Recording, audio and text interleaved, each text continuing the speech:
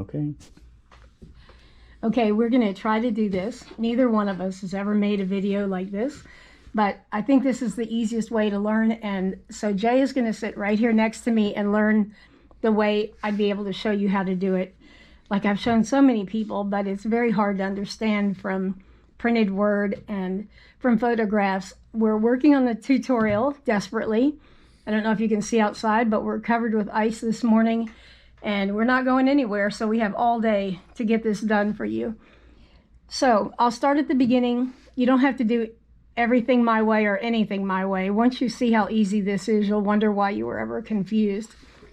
But this is what I do. I only make miniature quilts these days. So whenever I buy fabric, I immediately cut it into 3-inch strips.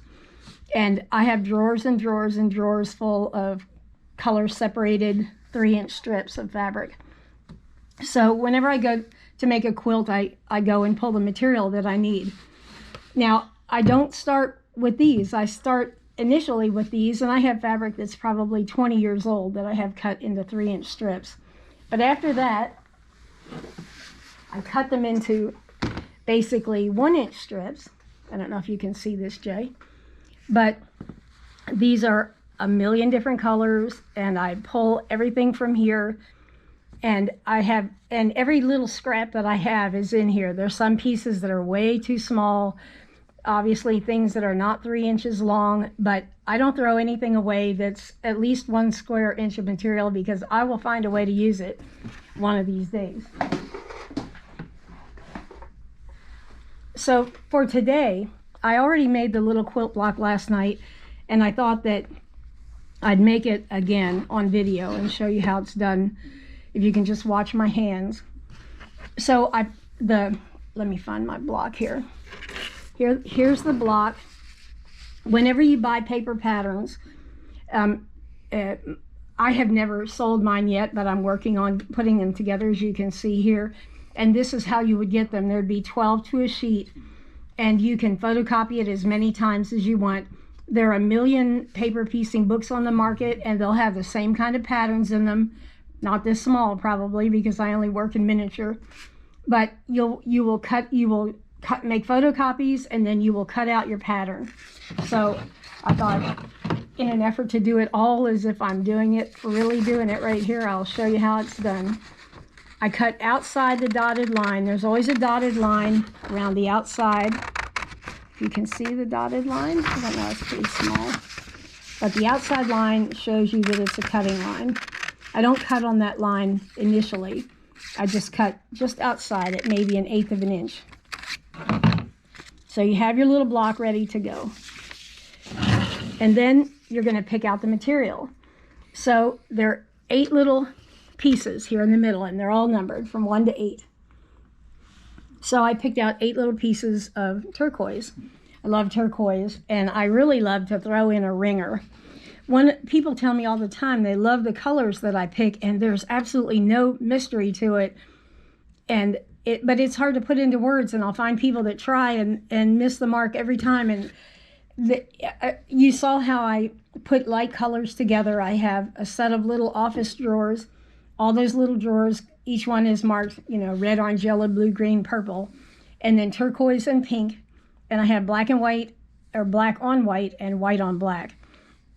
So I picked out 8 little pieces of turquoise, but I love these weird little colors that I find. And whenever I find these, I try to get a yard or two. It's not quite turquoise. It's not quite green. It's kind of a jade color. And it looks like it doesn't fit in there. And most quilters would say, don't do that. It doesn't look right. That's off. And they'll tell you to look through a red lens. And all those things are good for value. But when I make these little quilts, I always make them scrappy. They're all different patterns, all different colors. But I love to throw a color in like that. It gives it some spark. And it draws your eye around the quilt when there's several little blocks that have an odd piece in it. I don't do it on every block, just every now and then I slip something in. Right now, I have just found a melon color, almost a salmon, not quite pink and not quite orange. It's right in the middle. But when I throw it into a block with orange, it stands out, and when I put it into a block with pink, it stands out just that odd little bit, and I really love it. So that's why that's in there. So those are the 8 pieces that go in the middle, and then we have these 2 points on the end. And so I'm going to use black and white dots, and these you will see are cut a little thicker. Almost every pattern that I do has little pieces like this, and my little 1-inch pieces will just work fine. But every now and then there's a piece like this that's going to need to be a little bit wider to cover all the way to the edge of the pattern. So I just cut these straight off of my strips that are cut at 3 inches. And I just try to make enough material to cover that point. So you can see the little point, and I can put that on there. It'll be folded under, and that's enough material to cover the edge. Okay, so we're ready to start sewing, Jay? Yes, let's sew. Jay's learning with you, by the way. He hasn't done this either. All right, now, normally my sewing machine would sit right in front of me and I would iron off to the side here, but since Jay's sitting where my little ironing board normally is, I'm just going to move my machine back and forth to get it out of the way. Okay, now this is this is the hardest thing to get. Let me push this out of the way again for a second. This is the hardest thing to get in paper piecing, the first pieces that go on. You're going to add 1 piece at a time, just like you do in everyday quilting, the way you've learned to quilt and the way you've done it all these years. But when you do paper piecing, the first 2 pieces have to go on together. And so is that what these numbers here are for? Exactly. Number 1 is the first piece that goes on. Number 2 is the second piece. And ideally, if you're a learner, it would number from 1 to 8 across this way. But I numbered them this way because I know once you get past the first block, you're never going to have that question again. But I put 1 and 2 in the middle because they're the most predominant colors that they're going to show up the most in your quilt. So when you put 1 and 2 together, you want to pick out the colors you really want to feature, and then the rest becomes secondary. And you see when you get down to number 8 and number 7 here, they're the colors that are maybe less important to you. And especially remembering my one little odd color, I'm going to put that somewhere near the middle, not in the middle maybe off to the side a little bit. That's just me. But you're going to start with 1 and 2. So let me pick out 2 of these colors right here in the middle, and we'll do these 2. How about this? Okay.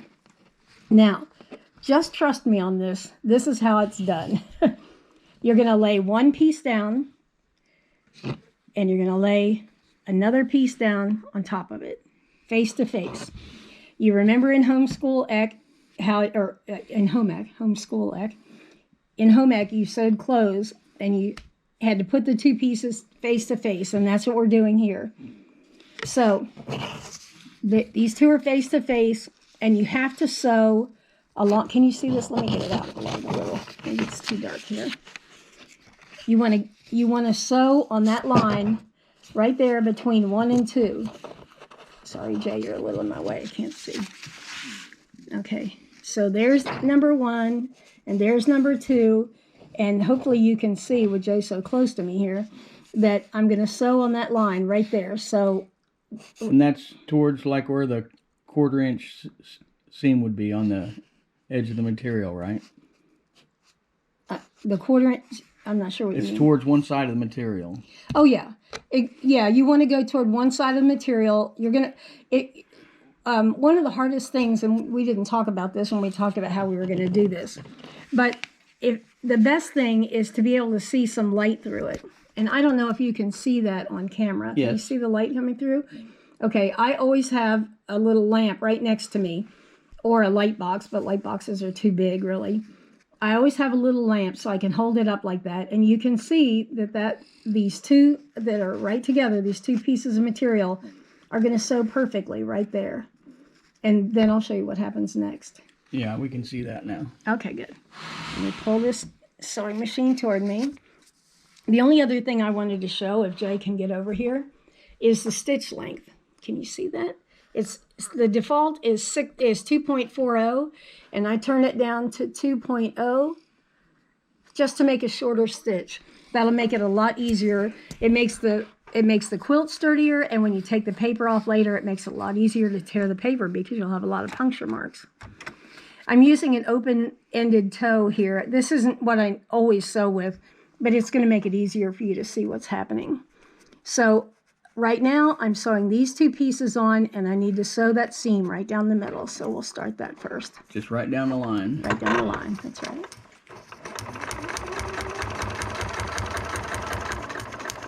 Okay.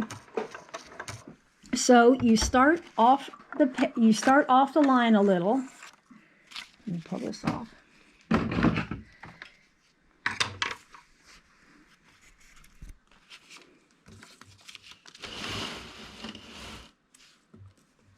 Can you still see? Okay. So when you start to sew, you're off the line a little bit, and then you go beyond the line a little bit. That seems counterintuitive, but believe me, in paper piecing, it works just fine. So now this is the part that I call renegade piecing. Whenever you look in the books, they give you 1,000,001 rules about what to do at this point. I sewed this on here so closely that I don't even really have to trim. But what I would do if it needed to be trimmed is I would just come along here and I would trim close to that line, like 1/8 of an inch or a little bit more, whatever you feel comfortable with.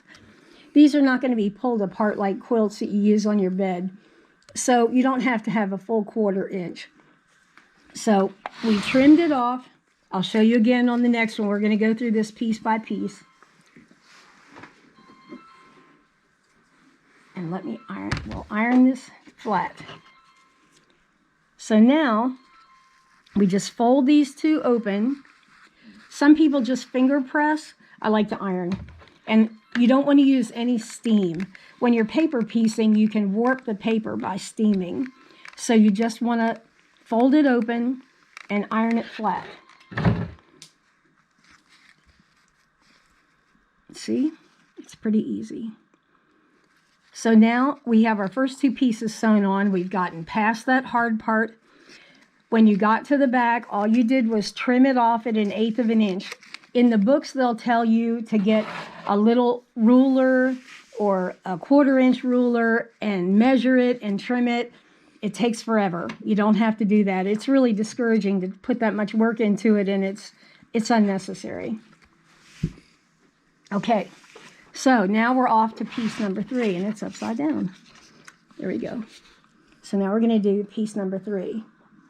So now since it's not dead center, this is probably where I'll put my little odd piece of material in.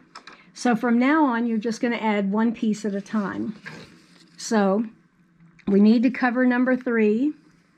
So we're going to, let me see if I can see it in the light here, Jay. See if we can get it to do it again. I'm holding it with both of my fingers.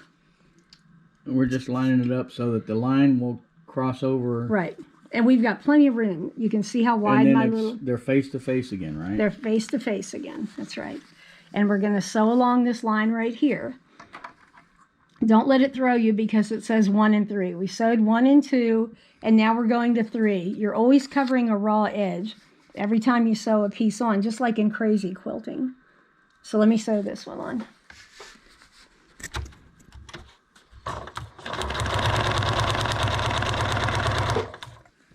Okay.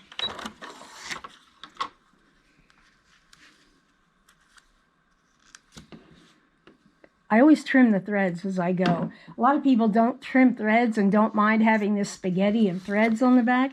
It drives me crazy. Okay, here we go. Now this is where, this you can see pretty well. The last one I did so evenly, we didn't need to trim it. But this is where in the books, they will tell you to measure 1/4 of an inch and cut that off, draw a line, or they will tell you to fold back the paper and try desperately to, to get 1/4 of an inch. It's just not necessary. All you have to do is take your scissors and eyeball it and cut it off. And I've got somebody has used my scissors, obviously, for roofing because they're not cutting very well. It wasn't me. Said the only other man in the house. So now I iron it out. again. And we have 3 pieces on. And I just finger press it and iron it on. And now you can really see our little green piece that kind of stands out. A little more green. So we can already see how small those pieces are going to show each other. And it looks a little wonky here on the edges. You can see that that's not folded over. That's because it's not sewn to anything. It's not anything to worry about. The pieces that are important are sewn really rigidly. Okay, so now we go to number 4, which is over here.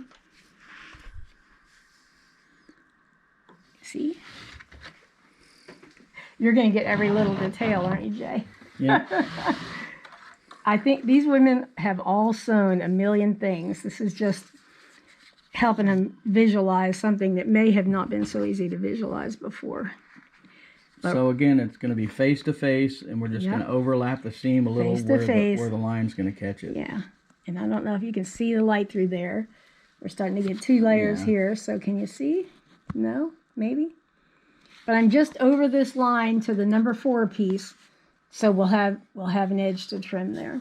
We'll sew it on.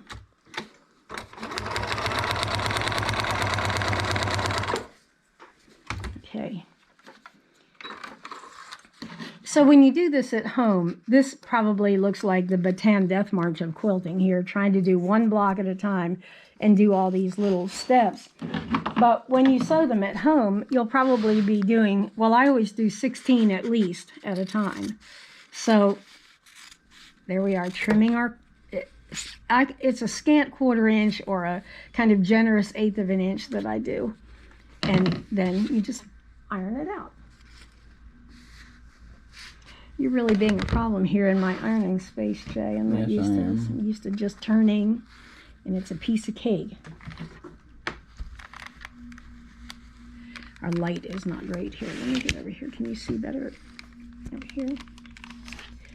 Okay, so we have 4 pieces of our 8 on. We're rocking and rolling. Okay. Okay, well, it's nighttime now. As you can see, we lost the middle of our video. I'd like to say it ended up on the cutting room floor, but I think it was just a couple of old folks that have no clue what they're doing. So we have the beginning and the end, and I'm going to redo the middle here. So if I say something twice, forgive me. All right, we had finished piece number 4, and now we're going for piece number 5. Can you see? Everybody's going to have a headache from the Zoom. Okay, so number 5, you probably didn't need the middle part. This is probably just the universe telling us that you only needed to see this a couple of times and not all 8 times. But it's on there. Just keep a tight hold on it and put it under your needle. Sew it on.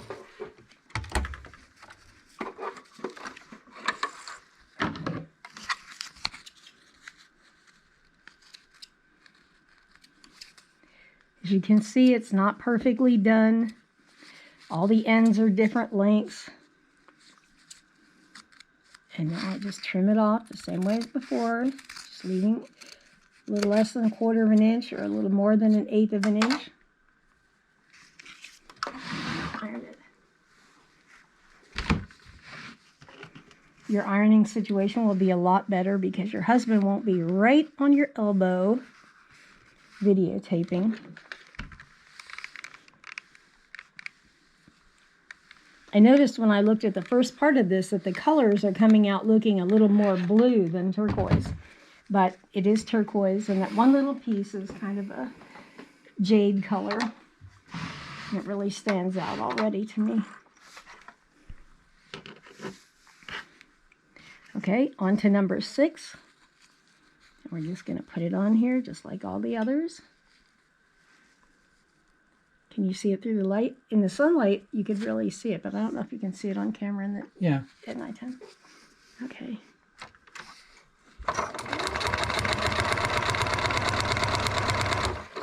Okay.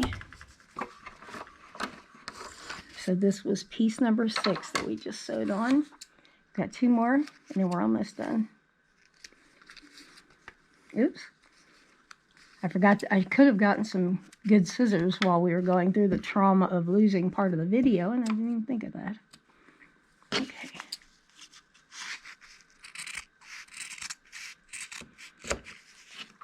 I'll make other videos so that you can see when you do triangles and things, it's a little bit different. It's just a little bit wonkier.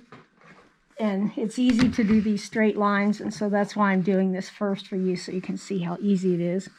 When you do triangles, you just cut a bigger piece of material to make sure that it'll cover the space. It's easy to see how much material you need here, but when you do a triangle, you might want to lay it down on your block just to make sure it's going to cover.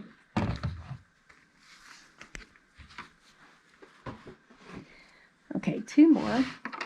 I have these little pieces that are shorter, and I can use them up in this project because I only need a little tiny piece.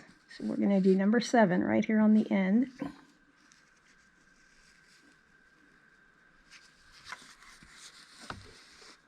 Let me make sure. I think I just lost that. Yep.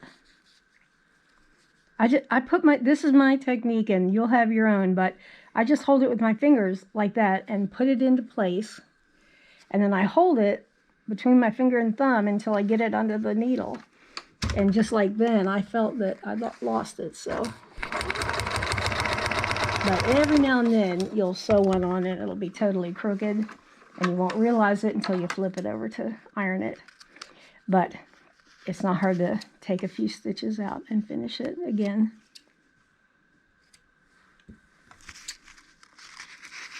Are you going to sweep up for me after this is all done? Nope. Oh. Your job is done, eh?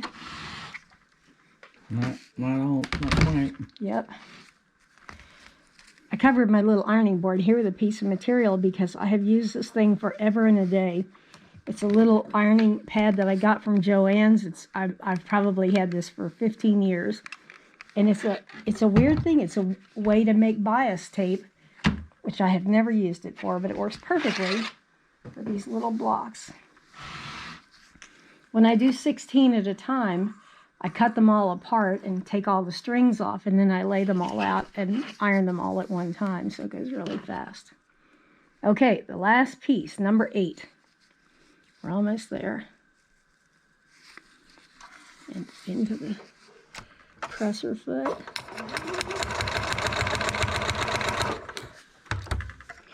I probably need a new needle in this machine too. You can hear a loud sound when it's puncturing the paper. You always hear a little bit of a sound because it's puncturing paper, but when your needle starts to get dull, you can really hear it tapping. So after this, I'll need to change my needle. Oops. I said this before, and I'm not sure if this is the part that we lost or not, but I have very bad eyesight. I was diagnosed with macular degeneration when I was in my 40s, and he told me that I'd probably lose my eyesight within just a few years. It was panic time. And here I am, 69, and I can still see, and I have 20/20 vision out of my left eye, but I have gone blind in my right eye. So I really can't see much of anything but a fog with my right eye. But I just wanted to tell people that I do have macular degeneration in my good eye. I have pretty good eyesight at a distance, but close up it's not great. So if I can do this, you can do this. I just want to let you know. Okay. So we just have to put on the 2 Ends. end triangles. Yeah, this little, I drew over my number here, so there we go. This is number 9. It doesn't matter. Either one is going to work because they're on opposite ends. Now, the thing with doing a corner like this is part of what the triangle thing is about. You just want to make sure that you have a piece of material that's going to cover all the way across. Let me see if I can hold it in the up. light because you're getting a shadow there. Oh, okay, I'm sorry. Hold it down in the light. Hang on, let me get it on here. You're not the boss here. Okay, like that. So you can't even see it behind here, but it's stretched across, and you just want to make sure that maybe you can see through here. There's the point of the black right there, and the point of the black piece over here. So it's sticking out on both sides. You just don't want to sew it on kind of halfway, and you will do this, I promise. You'll do it 20 times before it becomes second nature. But if you sew it like that, and then you fold it, it's not going to work. You have to cover it all the way across. All the way across the pattern. Yeah, all the way across the little pattern. You just want to make sure the little dog ears on the end of your piece of material come out on both sides of the pattern, so you know that you've completely covered it. Hopefully you can see that. It'll make sense perfectly when you do it. You're not making this easy, Jay. Oh. It would help if my fingers worked. Okay, almost done. Let's see if I messed that one up. I didn't think about holding it with my thumb. We'll see if we did it. I need my little snips. What did I do with them? Yeah, it worked. That's a pretty good seam allowance on there too. Okay, so this is the weird part I told you about peeling it back. When you do a piece across other pieces like this, you're going to have seams that have gone up farther. So you just tear them back to that seam you just put in, so that you can trim that 1/8 inch. You just pull that up. Yeah, let me get it over here in the light. See? You just pull the ends up and go back to where your little seam is that you just put in right there. And it'll automatically stop you there. And it'll automatically stop you there. And so then you trim off all your little ends, and we're starting to see a shape form. It's crazy. Okay. Iron this. Oh, trash can here.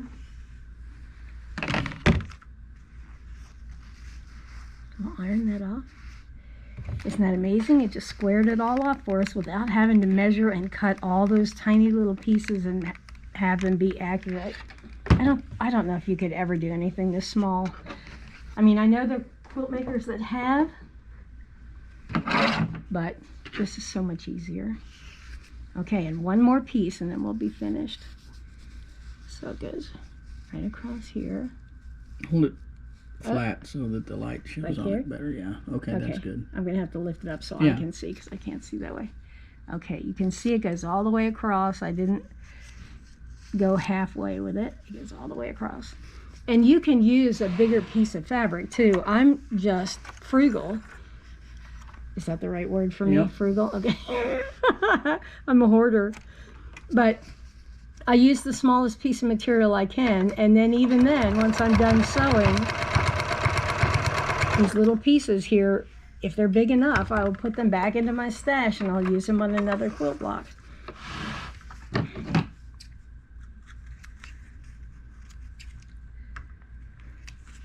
I may have made this confusing. When I started, I showed you my little drawer full of cut strips, and I showed you the 3-inch strips that I cut. Whenever I buy new material, I cut it into 3-inch strips, and then I cut a bunch of 1-inch strips across there and put them in my drawer. That gives you an idea how many fabrics I have, because those are all just like one little 44-inch piece of material. So we just pulled all the seams back to the sewn seam. Yeah, I did that automatically without even saying it. I hope you can see that. I'm just pulling the stitches away. It's almost like, you know, when you're ripping out stitches. And that's just where you sewed over the line in the very just beginning. You weren't worried about it because you were going to pull it back later. Yeah, and this thread is right in the middle of things here. Let me pull this thread off here. Okay. Thread's making it hard to see what I did here. But anyway, that little line there we just sewed, and all these jagged little ends, we just pull the seam back, and we're just literally pulling out stitches here. Of the paper. Out of the paper, yeah. They're not in cloth, they're just in not. the paper. That's right, they're just in paper. So now we trim that off. Yep. Get all my little ends, we're almost done.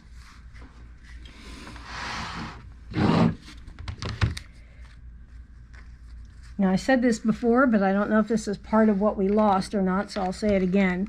This is not how you'll do this. You'll do probably 16 blocks at a time. That's how many it takes to make one of the little 6.5-inch quilts. So I always do at least 16 at a time. Sometimes I do 60 at a time. It depends on what I'm trying to get done. But you won't do one at a time like this. You'll chain stitch them, and then when you're all done, you'll iron them all at the same So time. now I'm trimming we're just right along the dotted edge with my cruddy scissors. So you're just trimming to that outside Yep. dotted edge, which is going to leave you the 1/4 inch. 1/4 inch, so you can, when you sew all of them together. Yes. I don't know how well you can see this little dotted line here. It's a pretty small little dot, but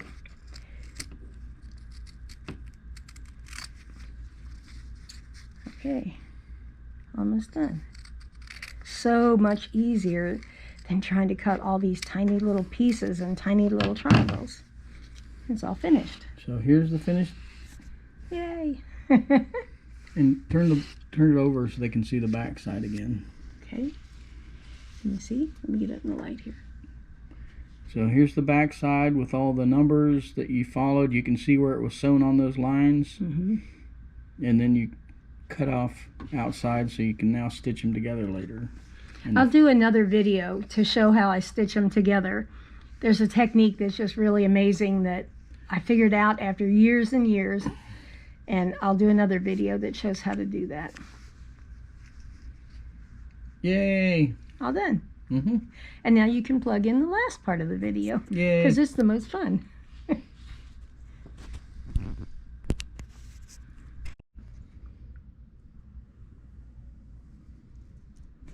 Okay, so here we are at the end of this tutorial.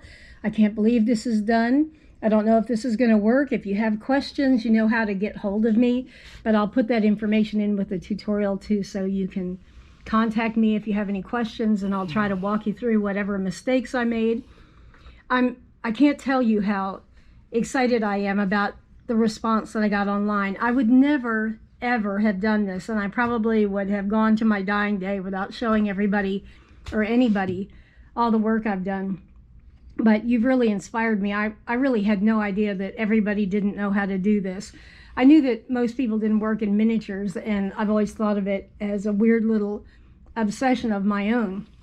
But I just love these miniatures, and I've gotten to make quilts that I've only dreamed about. So I want to see 1,000 little colorful quilt blocks from all of you.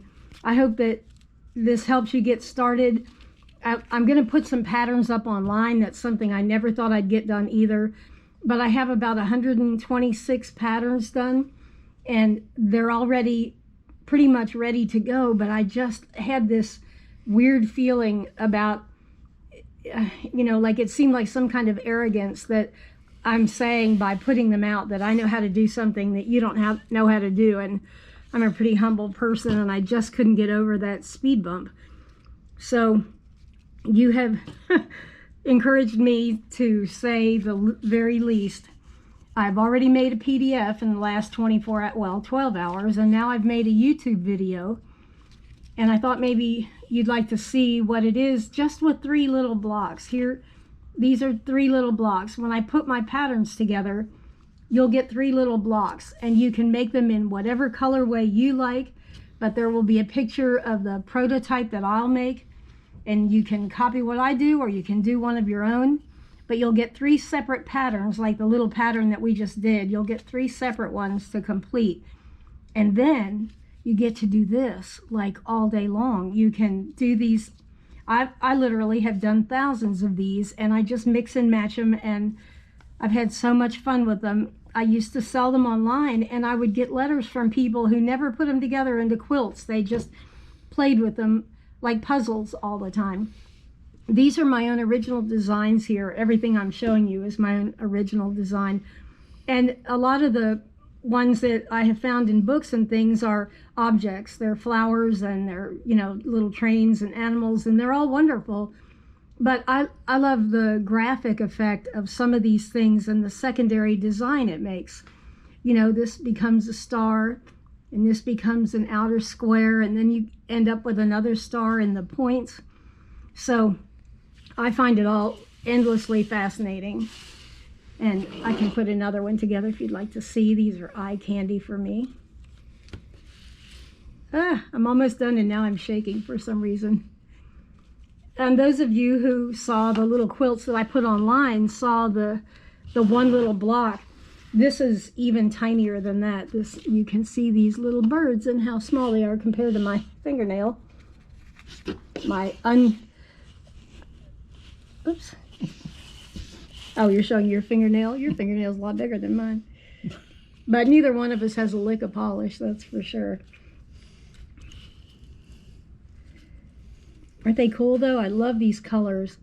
I'm obsessed about color. I told you that I had macular degeneration, and I found out when I was in my 40s that I had it and that I was losing my eyesight. He scared me to death. I thought I wasn't going to make it home before I was blind. And he told me that the first color that I would lose is purple, which I found incredibly distressing. And I had a friend that drank Crown Royal, and somewhere along the line I'd acquired a Crown Royal bag, and it was in my desk, and I used to pull that thing out every day to see if it still looked purple to me. And I'm happy to say that all these years later, now that I'm almost 70, I still have enough eyesight to see purple. But it suddenly made color so profoundly important to me. It always was, but nothing like this. This just turned on some craziness in me that I have to this day. But yeah, so I'm wearing it out, and I love these bright colors. I also do things that have lighter colors, lower volume colors, like these grays, and I just love black and white. I remember the first time I saw Freddie Moran's work, I thought, she has the same, whatever it is that I have. A lot of her things look like things I would have, at least color-wise. I can't do the work she did, but the color is so similar. Oh, and this is the little block this is very much like the little block that I put up online that you all saw. And you can see, if you look at it next to this one, look how little the birds are comparatively. You can get to little tiny pieces. That's why I save every scrap. So here's another little quilt. And Jay, I don't know if you can see all these, but these are all prototypes. They're all little quilts. Every one of these has 3 different patterns. And if you end up ordering any of my patterns, you'll be able to make a little quilt like this. And you'll have 3 patterns here and 3 patterns on another one if you get another one. And pretty soon you'll be mixing and matching just like I do. So I hope that you've enjoyed this. I hope this made sense. There are a couple of things that I forgot about. One thing that I think is really important about paper piecing is you don't have to worry about straight of grain. I know that's really important in a big quilt because you're going to be washing it, and the fabric can distort out of shape if it's not on straight of grain. But on these little quilts, they're predominantly going to be displayed on the wall or on a doll bed, and they're not going to go through a million washings. I clean mine with a lint roller. I see that one needs a lint roller. It has a few threads on it. But you don't have to worry about the straight of grain. So not only do you not have to cut out shapes, you don't have to worry about that. So I'm excited for you all to see this. This is that little pattern we just made. Oh yeah, there it is right in the center. I use that a lot in quilts too. It's an old pattern really. It's called Railroad for obvious reasons. But yeah, here's one with little flowers. And I have lots of patterns with flowers too. I didn't mean to distract you from whatever you were saying. No, that's okay. I pretty much said everything I wanted to say. I'm gonna work on patterns, and I'm gonna get over this hump of arrogance that is just so not me. But if you like them, I'll gladly offer patterns for sale. And so when they get a pattern, what will they get? They will get the 3 individual patterns all in a 2-inch size, just like this. And then we're going to do 2 other sizes up from there. So you can do bigger quilt blocks if you want, like to make a baby quilt or a quilt for a toddler, which I have done some of those for the little man in my life. This is a fan. Several people have asked about this fan, and this whole little quilt is just made with that one piece and then this secondary quilt block on the corners. But the whole thing is just little fans, and they make little donuts, and that's just a black and white stripe there. You don't have to piece all those little tiny bits in there. Okay, if they get a pattern, we haven't got a single one done yet, but I'll have them soon. You'll get the pattern and the 3 different sizes, and we're going to make a coloring page. Now I just do things in every color imaginable, but in the beginning I tried to color things with colored pencils just to make sure. But I became sure pretty quickly, and now I just make it's amazing. Orange blocks go with yellow blocks with pink blocks. Who would ever guess? But when you put them together, for some reason, and certain ones will just sing. Like this one, I really love the colors, and they all complement each other. You can get into color theory and tertiary color, and I understand a lot of that, but after you do this for a while, it becomes second nature, and you don't have to think about it so much. They're not all winners, but you don't have to sew them together if you don't like the way they look when you lay them down. A little star in the middle. This one's kind of celestial with little flowers. I tried naming these at one point, and that was hopeless. Everything was something spring. Midnight spring, midnight. Oh, I love black. My mother-in-law hated black in quilts. That may be what motivated me. Sorry, Jay. But I just love black. I love the way it shows up the colors. I grew up in Amish country up in Pennsylvania and in northern Delaware, and they use black all the time, as everybody knows. It's a little Christmas quilt. Evergreens. I've done this a million different ways. Oh, here's another one. This one has some sparkly material in it. Could probably be used year-round, but they feel like Christmas quilts to me. So the last thing I wanted to say is if you try to do this at home, you don't need a fire extinguisher or anything. It's amazing. It's easy. If you try to do something bigger than this, people always say, I couldn't possibly do anything that small. But in reality, the smaller they are, the easier they are to make. And I have found when I've tried, like when my grandson's name is Brazos, and when I started to make quilts for Brazos, I had done these for so long that to make a 3-inch quilt block really wasn't easy. And one of the reasons is when you put that first piece of material on, the one where they're back to back, that first piece of material, I had a heck of a time holding it in place. And my little routine of holding it with my thumbs and getting it under the needle just wasn't working very well. And I found out finally that the easiest thing to do is to get a glue stick, the kind you'd use for paper, that doesn't bother it at all. And you just put a little glue where you need to stick the thing and put it on there just lightly. And it'll hold it on there for the few seconds until you get it under the sewing needle. And once you get the first one on, it's a piece of cake. But that first one was just a killer. So if you try this and you try with a bigger block, don't get discouraged if that happens to you. It happens to me too. And a little bit of glue stick will fix it. So there's more to this than this. We've made the blocks. We've talked a little bit about putting them together. The reality of putting them together can be difficult. And I have figured out a way to make it as easy as pie. It took me years and years to figure it out. I'm going to make another video and show you how that's done. So hopefully this helps get you started. Hopefully this makes sense. And if you have any questions, please just let me know and I'll try to answer them. Jay, can you think of anything I haven't So talked where about? do they need to go to find out all this information?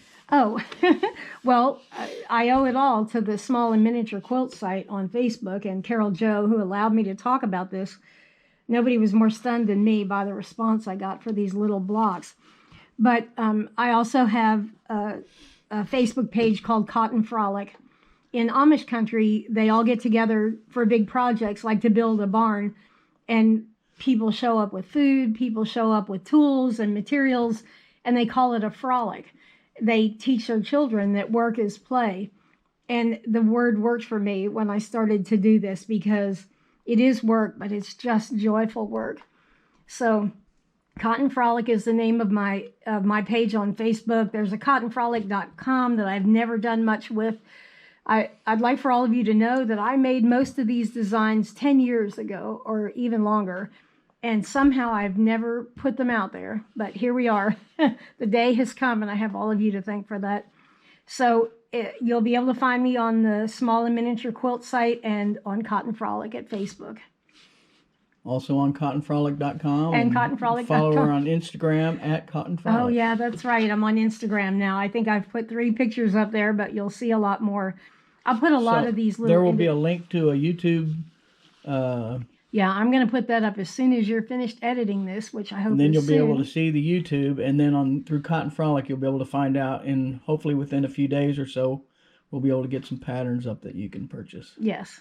I want to say this, too. Thank you for all your support. My husband, the national award-winning chef and ice sculptor, we owned a business called Iceworks for over 30 years, and he won an international award carving ice in Sayakawa, Japan. He has been the artist in the family, and I have been the one that makes quilts, and I never really thought of it as an art, but I'm starting to see it more clearly now, thanks to all of you. Well, just to be clear, she's an amazing quilt artist and colorist, and sometimes she'll tell you about her mosaic quilts that won awards at the Houston Livestock Show and Rodeo and Montgomery County Fair. The only time the world has ever seen a quilt of mine. I was so embarrassed. I'll never forget it. I'm not a competitor. Thank you very much for watching. I hope this helps, and let me know if everything doesn't work out the way you planned. I'll help walk you through it. Bye. Bye. Thank you.